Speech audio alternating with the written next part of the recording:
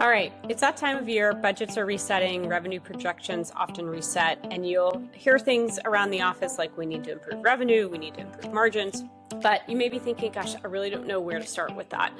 So this week, we're going to be doing a deep dive with the strategies that have worked with practices we have worked alongside for many years.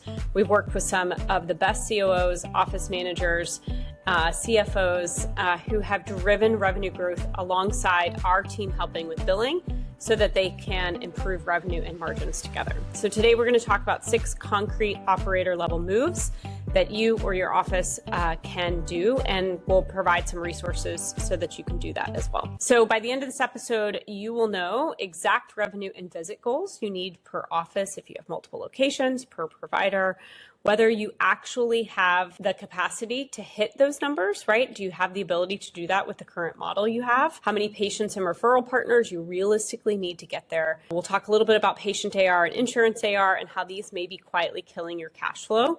Of course, really important to make sure that you don't forget those. And then how much money is hiding in unsigned or unbilled charts. And then, of course, end with 3 metrics to manage your entire 2026 around.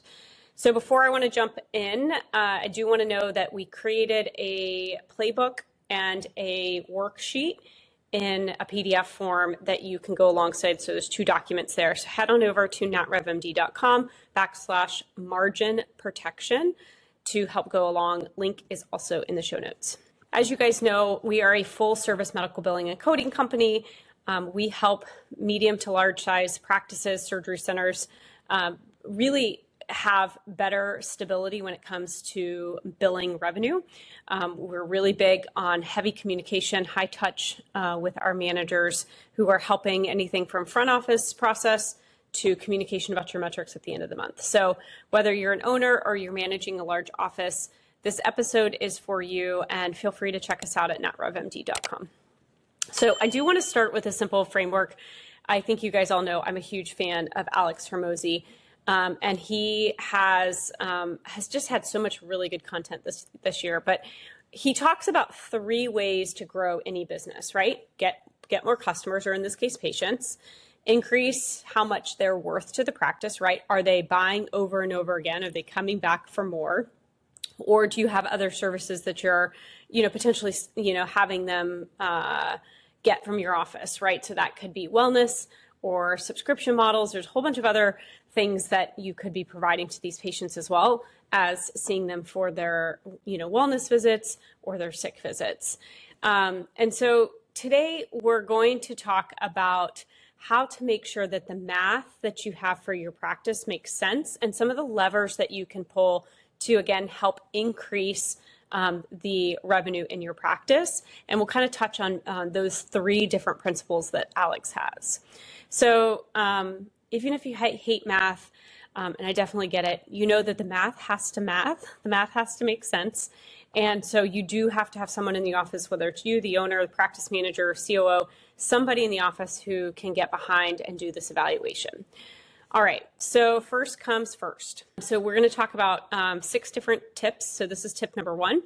And we're going to talk, this is really about setting a concrete 2026 revenue and visit goal. This is certainly not rocket science, but it drives everything else, right? So pick your 2026 monthly revenue goal for the practice. So maybe last year you were at 300 or 350 in terms of hundreds of thousands, 350,000 a month in net receipts, or maybe you're at 150,000 net receipts. And you want to increase that, right? So again, back to our kind of former example. So say your revenue goal is now $400,000 a month in net receipts, right? So top line. And maybe again, like you said, right now you're doing 350. So you need to figure out first your average collected patient visit for 2025. So again, that's the average amount that you collect per visit in 2025, or per patient, however you measure that in your practice. And again, you'll want to make sure that when you're getting that information that you're not including claims that haven't adjudicated yet. So again, taking the number of adjudicated claims and collected over the number of visits that were completed that, again, were adjudicated. And you can easily do this typically in most EMRs, right? So you're just looking at the total number of claims and the total payments, or claims or visits, depending on how you do it, and then the total amount that was collected. And again, just make sure that you exclude those that have zero pay yet, because they're still pending. We'll get to AR, accounts receivable, and the age of accounts receivable in a few minutes, so you can sort of ignore that for now.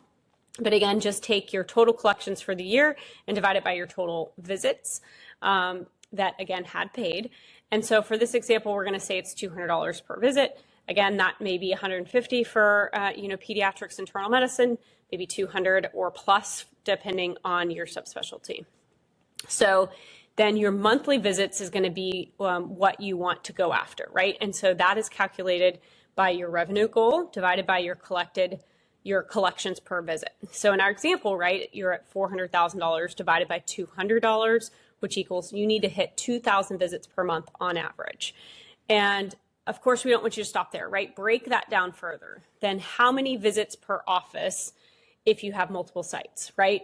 How many visits per provider or physician per month? And then you can kind of get to how many visits per provider per day is your goal, right? And so that enables you to set a target and say, okay, I need to see this number of patients per day, per physician, per office in order to hit our revenue goals. And that may wax and wane, or you may have, some days that maybe are surgery days. And so again, take this with a huge grain of salt, but just use it as a guiding principle to get you there. So now you're going to look and see what was your actual average in 2025, right? So that's where you take your total visits done by, how many days the office was open and how many patients did you see on average. And so the question will be, how far off are you per provider per day? Do you have some providers who need to see more? Do you have some that are seeing their fair share, but you've got some gaps and no-shows and so forth? And so we're going to go through all of those metrics today. But again, if you said, okay, I've got 2,000 patients per month that I need to see, then we can break down, okay, where do you currently sit? Are you seeing 1,800 and you need to see 200 more per month? Does that mean you need a new provider? Does that mean that, you have providers who have open slots or no-shows that are going on so that you need to fill that gap? Where are you and where are you going, right? Like with most things in life, if you don't know where you're going, it's really, really hard to get there. So I really believe that having this sort of math and roadmap is a great way to start the year. So now if your team doesn't know their goal, right? If they think, oh, I'm doing good, I'm seeing 15 patients a day, but you need them to see 18, 20 plus patients a day, then you need to have that conversation with them and say, here's where we're at, here's where we need to get to. How are we going to do this together? Especially in a practice, large or small, you want to make sure that you guys are all on the same page when it comes to revenue growth, especially if you are also providing those physicians bonus or commission or some sort of way to incentivize or align priorities together. So obviously, if you're at your desk, you can write this down, right? So start with your 2026 monthly revenue goal, your 2025 average monthly revenue. Make sure to, again, only to look at those adjudicated claims, your average collected amount per visit, and your visits per provider per day target, right? So what's that target? So that's, again, you can go onto our website to grab the worksheet. But if you don't do this, but this is just really, really important for you to start. So again, that playbook is at natrevmd.com/margin-playbook, so you can follow along. All right, so tip number 2. So now that we have our goal, right, we know how far we're off, right? So say we're at, off by 200 patients per month that we need to increase. The next question is going to be, can you handle those visits with your current providers and your current patient rooms? So we're going to assume the answer to that is yes for this example, but that's going to be something you need to think through, right? If you can't physically meet $400,000 net receipts by adding additional patients to your schedule, to your rooms, right? If everybody's maxed out, then you've got to start thinking about, do I need to add another provider, another room, or are there other services I can add, which we're not going to talk about today. We're going to assume that you have room in your patient schedule with your physicians and rooms as is. And next question we're going to ask is the average number of no-shows per week and your average open appointment slots per week per provider during those hours that you have set, right? So we're trying to get at what is that capacity gap so that you can set strategies into place to fill those gaps.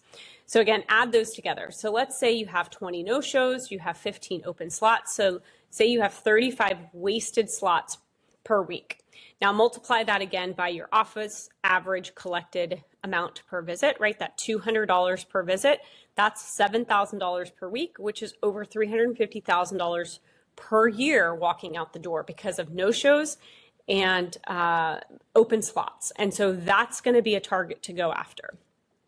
Now, obviously, if you simply filled those wasted slots, you're already potentially could be hitting or getting close to that 2026 goal. So you'll want to assess that, right? This is kind of that first thing to assess.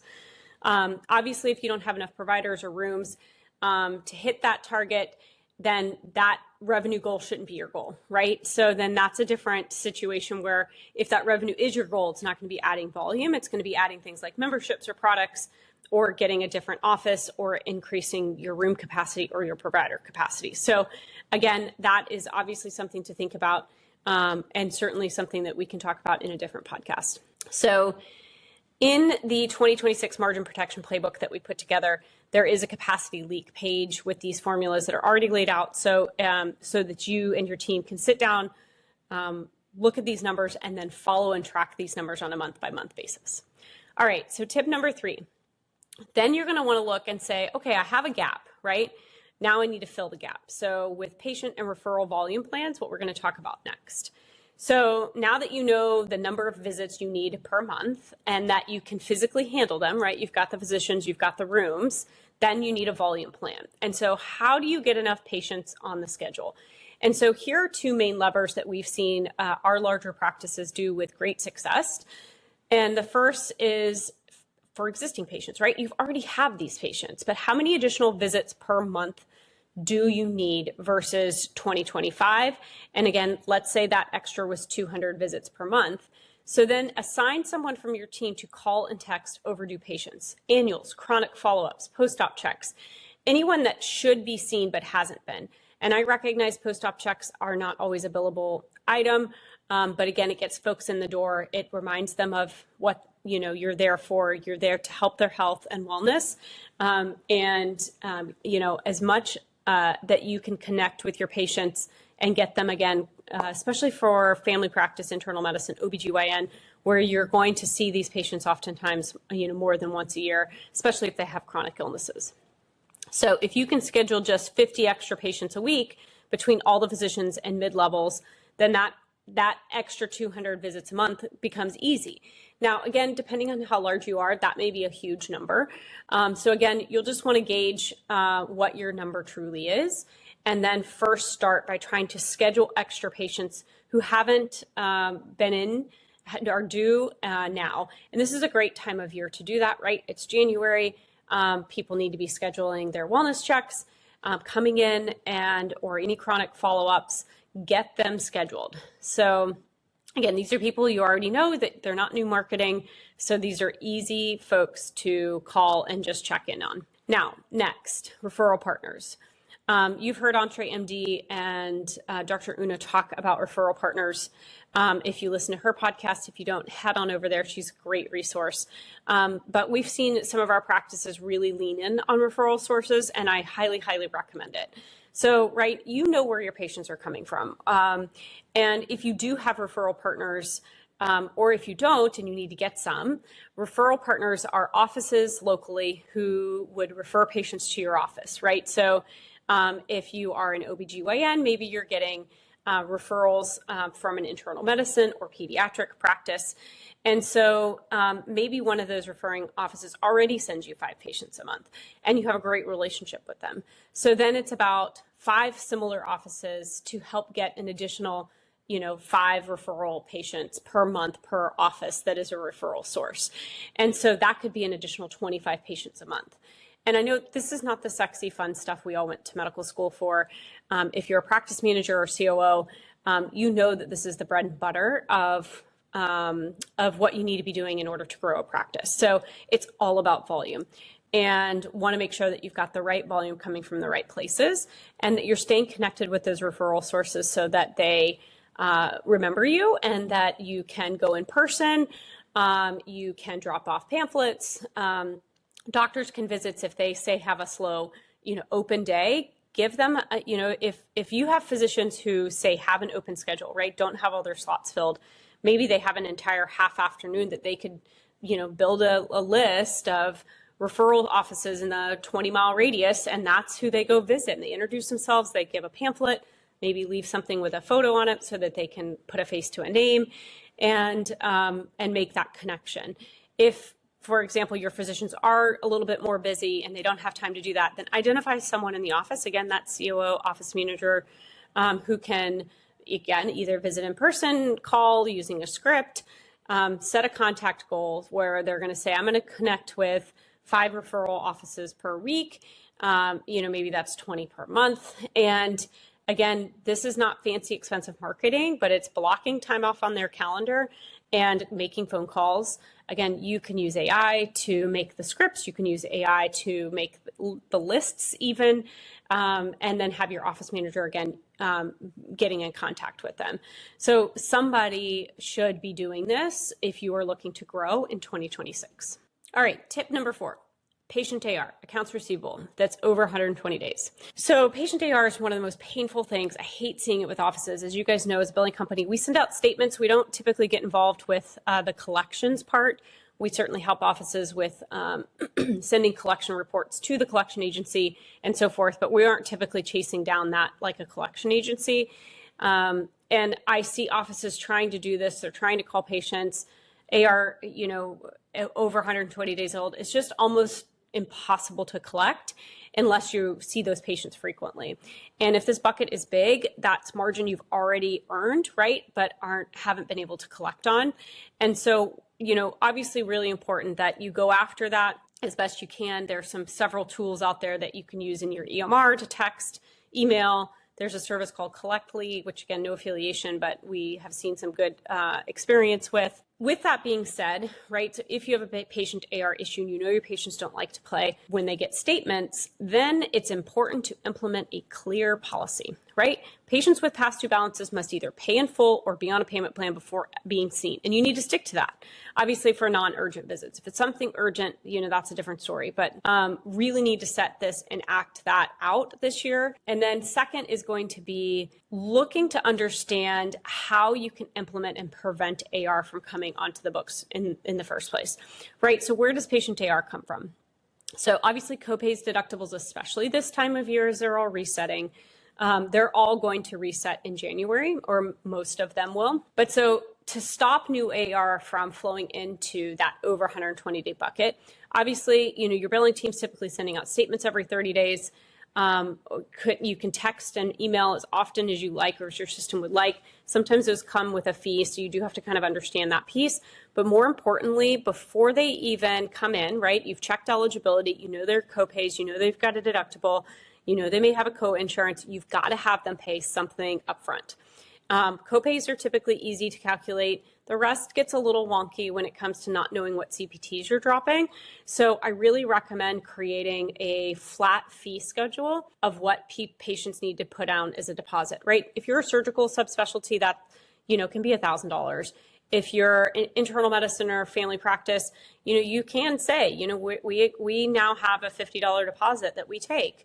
Or say you're, a different subspecialty or doing something, an in-office procedure, come up with a number, right? Set your targets. You can even look across your patient AR that's held and say, what is my average balance of patient AR? Do you notice any trends when it comes to that? Start coming up with a deposit list, right? So $50 for an in-office visit, $75 for in an office procedure, $500 for, something larger than that. I know that we've got OB practices that do OB plans, right? So deposits down because typically there is an out of pocket and they're charging several $1,000s because that's typically the cost that they're seeing that the patients owe at the end. And so instead of waiting until the baby's delivered and it's 9 months, they are collecting deposits along the way. And that is the way to do it. It's funny. I don't know how we got into this trap from a healthcare perspective, right? Because I don't go to the grocery store and say, I'll pay you after I go home and cook the meal, right? You pay for the groceries at the time you bought the groceries. And so we've got to start changing the narrative around collecting patients up front. Now, having said that, you have to have a rock solid refund process. And this is not negotiable because there are definitely rules and laws with regards to refunds. And so you'll want to make sure that you have a good refund process. There are some softwares that just make this really painful and you're having to send checks. And there are other softwares like ModMed, my favorite, who actually has a cute but a lovely refund button. And so huge fan of a refund button to make it easier. Pick 2 dates a month, right? And make sure that you're refunding those both on the 15th and the 30th, and you've got into a good system for that. So if you are listening and your practice is collecting more than $150,000 of net receipts per month, and your insurance AR is over 120 days, and you are nervous, we would love to help. Please head on over to our website at notrevmd.com for a free revenue audit. It's up in the top right-hand corner, and we'll do a free analysis of your billing metrics and show where those biggest opportunities are. All right, tip number 5, find hidden revenue when it comes to charts and insurance AR.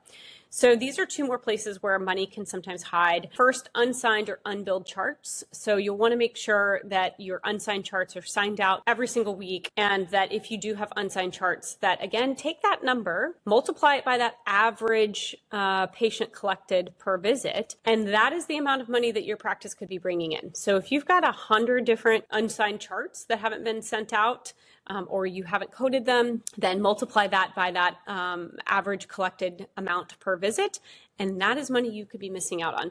And again, the later you wait, right, if there are eligibility issues, if there are coordination of benefit issues, it gets harder and harder to manage those, even though because of timely filing limits. So again, the sooner you get those out, the better, and the higher likelihood you're going to get paid.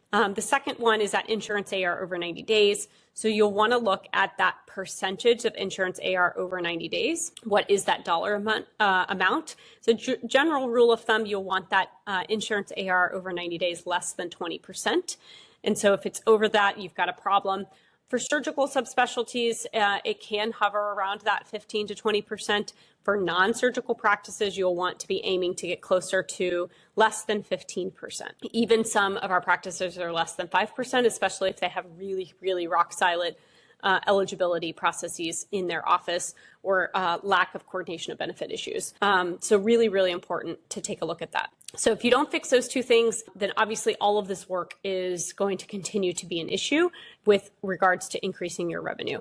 So you'll want to obviously pull a report of all your claims over 90 days, sort highest value to lowest value, and then start just fixing those denials. Again, really, if you see that you've got eligibility issues, we'll talk about that, but you'll want to make sure that you're addressing those and getting that insurance AR and unsigned charts dealt with. So while I'm speaking about it, we do have an eligibility guide, which is a training list for the front desk.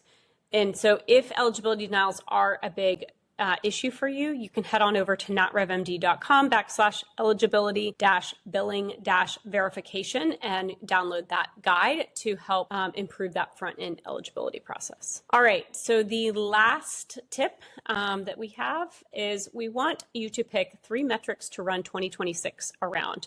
So obviously, if you're tracking 100 different random KPI metrics, that's going to get a struggle to actually make any movement. So pick 3 if you haven't been doing any before, especially, or pick 3 where you know you have opportunity and that can actually drive behavior, and use those to measure and report out to your team every single week or month, depending on what you're going after.